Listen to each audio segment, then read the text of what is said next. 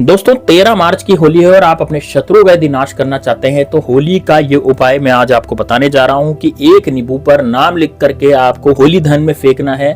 कैसे नाम लिखना है, किस चीज से लिखना है और किस प्रक्रिया के दौरान इस नाम को लिख करके आपको फेंकना है, पूरी की पूरी क्रिया मैं आपको बताने जा रहा हूं। ये होली अष्टक अभी चल रहे हैं और होली अष्टक जब चलते हैं तो उसमें ये क्रिया की जाती है।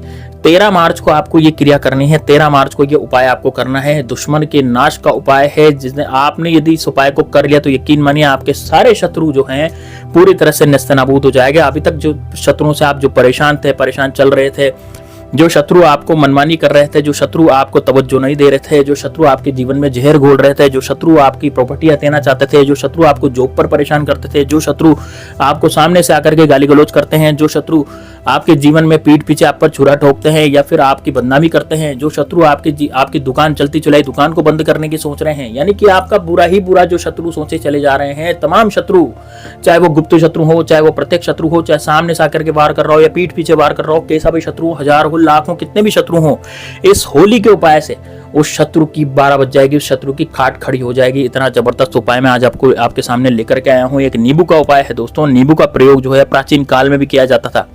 प्राचीन ग्रंथों में नींबू का उल्लेख है और होली का दहन का जो मौसम आ रहा है, यानी होली का दहन का जो त्योहार आ रहा है, उस त्योहार पर ही इस तरह के उपाय किए जाते हैं। प्राचीन काल से ही होली पर नींबू डालने की प्रथा है, लेकिन ये सब अब भूलते जा रहे हैं। भागती दौड़ती जिंदगी में लोग सब कुछ भूल गए हैं और वो अब दुख पाते हैं अपने शत्रुओं से, क्योंकि शत्रु तो तांत्रिक के पास जाकर करवा देते हैं। दोस्तों होली के दिन बहुत सारी तांत्रिक क्रियाएं होती हैं। होली का दहन में बहुत सारी तांत्रिक क्रियाएं तांत्रिक लोग करते हैं, क्योंकि तांत्रिक के द्वारा ये क्रिया करने से उनके जीवन में, आपके जीवन में वो बाधाएं पहुंचाते रहते हैं। मान लीजिए आपका कोई और नुकसान हो जाता है, कुछ और दिक्कतें हो जाती है, बिजनेस में घाटा लग जाता है, पैसा नहीं आ रहा है, किसी तरह की कोई नौकरी नहीं लग रही है, तो यकीन मानिए दोस्तों इस तरह के उपाय जब आप करेंगे तो आपके जीवन में से पूरी तरह से शत्रु विहीन आपका जीवन हो जाएगा। यानी शत्रु नाम की जो बीमारी है वो पूरी तरह से आपके जीवन में से हट जाएगी और खत्म हो जाएगी। तो दोस्तों आपको किस दिन ये उपाय करना है, कैसे करना है? होली के दिन इस उपाय को करना है, जिस दिन होलिका दहन है, यानी कि 13 मार्च की रात को आप जब होलिका दहन होगा उस समय आपके घर, मोहल्ले, आसपास, परिवार, जहां पर भी आप होलिका दहन देखते हैं, वहीं पर इस आग में इस नींबू को इस तरह से मंत्रा करके आपको डाल देना है, बस आपके शत्रु का नाम लेकर के, और आपका जो उपाय है वो बिल्कुल सफल हो जाएगा। तो पूरा उपाय जरूर देखिए, वीडियो को लास्ट तक जरूर देखिए। बड़ा ही जबरदस्त उपाय है, लेकिन मानिए एक बार आपने इसको कर लिया तो फिर आप अपने जीवन में कभी भी परेशान नहीं होंगे कि शत्रु हमें परेशान कर रहा है, शत्रु हमारे जीवन में बर्बादी मचा रहा है। जो सामने से आकर के शत्रु लड़ता था ना, उसकी भी हिम्मत नहीं रहेगी, उसको भी बुखार आ जाएगा, उसको भी बहुत सारी बीमारियां लग जाएगी, यानी कि वो खड़ा होने लायक ही नहीं रहेगा। इस तरह का होली का दहन में आप ये कर सकते हैं। अब यदि शत्रुओं से आप बेवजह परेशान, यदि बेवजह आपको शत्रु परेशान करता है, बिना वजह आपको धमकियां देता है, बिना वजह आपके जीवन में हाहाकार मचा रहा है, तो ये उपाय आपके लिए होने जा रहा है। और यदि शत्रु आपके जीवन में बेवजह परेशान नहीं कर रहे, कोई शत्रु छोटी मोटी लड़ाई के लिए इस उपाय को प्रयोग न करेंगे दोस्तों, क्योंकि ये उपाय बड़ा ही कारगर है, बड़ा ही खतरनाक है। आपने किसी निर्दोष पर यह उपाय कर दिया तो फिर पाप आपको ही लगेगा, इस बात का विशेष ध्यान रखें। तो आप उसके लिए कभी भी इस उपाय को ना करें। चलिए दोस्तों अब मिलते हैं, देखते हैं अब क्या उपाय इसमें आगे करना है। देखिए होलिका दहन की जो रात होती है, जिस दिन होली को जलाया जाता है, वो उस रात को आपको उससे पहले ही सबसे पहले तो एक आपको ताजा तरीन नींबू ला करके रखना है। दोस्तों इस वीडियो को लाइक जरूर कर दीजिएगा, कमेंट बॉक्स में हर हर महादेव, जय श्री राम जरूर लिखेगा, जय बागेश्वर धाम सरकार जरूर लिखेगा, ताकि आपके जीवन में हमेशा उन्नति रहे, तरक्की रहे और आप हमेशा तरक्की करते चले जाएं। तो दोस्तों ये जयकारा आप जरूर लगाइए, साथ ही में वीडियो को लाइक जरूर करें। वीडियो लाइक करेंगे तो हनुमान जी की कृपा आप पर निश्चित रूप से बनी रहेगी। तो आपको एक हरे रंग का जो नींबू होता है वो लेकर के आना है। नींबू दोस्तों दाग दगीला बिल्कुल भी नहीं होना चाहिए, बिल्कुल साफ सुथरा और बिल्कुल सुंदर जो नींबू होता है, बिल्कुल रस से भरा हुआ, वो ही आपको लाना है। ऐसा गंदा संदा नींबू नहीं लाएं और हरे रंग का नींबू बिल्कुल भी नहीं लाएं, आपको पीले ही रंग का नींबू लाना है। ध्यान रहे दोस्तों, पीले रंग का बिल्कुल नींबू पहले ही ला करके रख लें। तो जिस दिन होली का दहन होगा उसी दिन सुबह ही आप नींबू खरीद लें, या फिर आप अभी से भी खरीद सकते हैं, लेकिन नींबू जो है वो बासी नहीं होना चाहिए, ध्यान रहे। तो ताजा नींबू लाएं।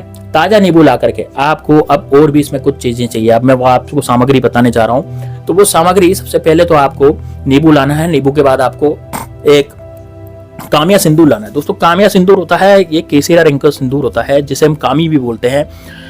ये जो कामी सिंदूर होता है, कामिया सिंदूर होता है, ये हनुमान जी को चढ़ाया जाता है छोले के रूप में। इसका चोला हनुमान जी को चढ़ाया जाता है, बालाजी महाराज को इसका चोला चढ़ाया जाता है। तो इसकी पावर जो है, इसकी शक्ति जो है वो शत्रु नाश की शक्ति हो जाती है। तो इस चोले को भी आप ले, इस कामिया सिंदूर को भी आप लेकर के आए और सरसों का तेल आपको लाना है। अब दोस्तों देखिए, सरसों का तेल थोड़ा सा आप ले सकते हैं, यदि आपके घर पे सरसों का तेल रखा है तो ठीक है, नहीं तो आप बाहर से 5-10 रुपए का सरसों का तेल खरीद सकते हैं, इतना काफी होगा। अब इस नींबू पर आपको क्या करना है, देखिए सबसे पहले आपको ये कामिया सिंदूर जो है वो आपको सरसों के तेल में घोल करके रख लेना है ना। कामिया सिंदूर जो होता है वो आपको उसमें यह जो अपना कामिया सिंदूर सरसों का तेल दोनों को मिक्सचर करके घोल करके आप रख लें, कटोरी में रख सकते हैं। आप एक माचिस की तीली ले लें, माचिस की तीली ले लें ताकि आप नाम वगैरह लिख पाएं, या मैं जो मंत्र बताने जा रहा हूँ वो आप लिखेंगे। अब देखिए सबसे पहले आपको क्या करना है, नींबू को हाथ में उठाना है और नींबू को हाथ में उठा करके उस पर लिखना है शत्रु। तो सबसे पहले आप शत्रु लिखेंगे और शत्रु के नीचे आपको लिखना है त्रि।